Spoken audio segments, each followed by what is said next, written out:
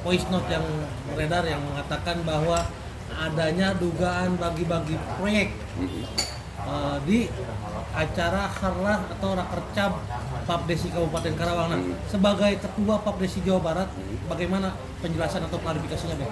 Sebenarnya ini adalah janji kampanye, ya kan? Janji kampanye dengan tidak memilah-milah. Sebenarnya untuk semua kepala desa, ya kan? Jadi untuk semua kepala desa bahwa di dalam janji kampanyenya itu akan memberikan 2 titik, ya kan? Akan memberikan 2 titik yang berbentuk apa? Bisa berbentuk infrastruktur atau TNT, ya kan? Jadi sebenarnya itu bisa dikatakan benar, bisa dikatakan juga tidak benar. Benarnya seperti apa dan tidak benarnya seperti apa, bisa dijelaskan besok lebih? Benarnya itu karena pernah terlontar, ya kan? Pernah terlontar bahwa para kepala desa definitif yang pada hari ini akan menghabiskan misalkan masa jabatannya baik itu di 2026, 2027, 2028 dari tahun-tahun sebelumnya mereka selalu mengandalkan pokir dewan. Hari ini dengan adanya pokir bupati dan wakil bupati, maka akan memberikan pokir-pokir tersebut kepada desa-desa, ya kan? Dengan tidak menyebutkan apa itu desa yang berada di 02 ataupun di 01, ya kan? Itu loh sebenarnya itu di situ aja titiknya, titik masalahnya, ya kan? Jadi sebenarnya apa yang disampaikan oleh rekan kami kepala desa Binoy itu, kalau itu bisa dikatakan benar, ya benarnya memang benar, ya kan? Bahwa sekarang ini untuk pekerjaan infrastruktur, TNT dan lain sebagainya tidak terlalu mengandalkan pokirnya aspirasi dewan, begitu. Nah, ini terkait dengan janji politik Haji Aep nih. Kan tadi kan ada bahasa menjanjikan 2 titik per desa ya. Nah, tapi kan di sisi lain Haji Aep waktu kampanye pilkada gitu kan, salah satu programnya adalah pemerataan pembangunan infrastruktur di semua wilayah di Kabupaten Karawang. Betul. Tapi di situ ada janji politik 2 titik per desa. Nah, sebagai mantan ketua Papdesi Kabupaten Karawang tentunya tahulah seperti apa kondisi di Kabupaten Karawang, dan sebagai bisa dikatakan salah satu tim pemenangan Haji Aep juga kan, ini kan 2 sisi yang berbeda ya. Satu sisi sebagai mewakili kepala desa dan satu sisi lagi mewakili pemerintahan yang berwenang saat ini. Nah, bisa dijelaskan tentang terkait dengan janji politik Haji Aep terkait dengan pemerataan pembangunan infrastruktur tadi, Bang? Ya, gini ya, rekan-rekan media yang saya hormati, mungkin rekan-rekan media memahami, ya kan, memahami persoalan-persoalan yang terjadi hari ini di Kabupaten Karawang, ya kan. Bagaimana ketika para kepala desa berjibaku untuk mendapatkan, ya kan, pokok-pokok pikiran baik itu dari dewan maupun dari bupati maupun wakil bupati begitu sulit, sehingga di situ terjadi semua seolah-olah terjadi diskriminasi, ya kan?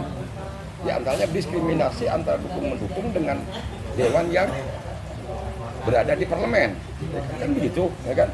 Sehingga di situ tidak muncul adanya pokok-pokok pikiran yang akan disalurkan kepada desa-desa yang ada di Kabupaten Karawang melalui pokoknya Pak Bupati dan Wakil Bupati.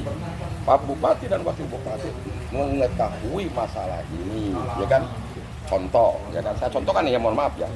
Ketika kepemimpinan Bupati yang lalu, ada salah satu desa di Kota Waluya yang namanya Sindang Karya. Selama itu dari 1 tahun berjalan, 2 tahun berjalan, belum pernah mendapatkan pokir yang namanya infrastruktur, baik dari dewan maupun dari pemerintah. Iya kan?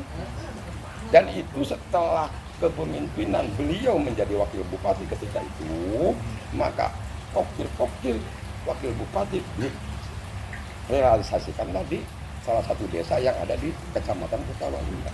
Dan rekan-rekan media silakan konfirmasi kepada kepala desa yang bersangkutan, ya kan? Nah, sebutkanlah kepala desa Sindang Karya, satu, kedua di Pusaka Jaya Utara, ya kan? Itu juga keluhannya sama. Masa sementara anggaran ada, kok nggak ada satu pekerjaan pun yang namanya infrastruktur, PMT, ya kan, Gutilahu dan lain sebagainya. Kan itu naif. Coba dipikirlah, itu naif. Nah ini baru terjadi ketika kepemimpinan Pak Ibu Selika bersama Haji Ayat dan dilanjutkan dengan Haji Ayat yang sekarang. Salah satu contohnya rekomendasi Rakerda tahun 2023.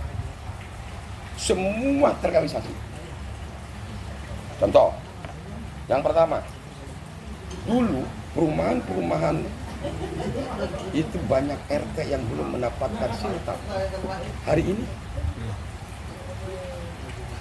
dua, permohonan tentang pergantiannya mobil operasional dengan motor, kan?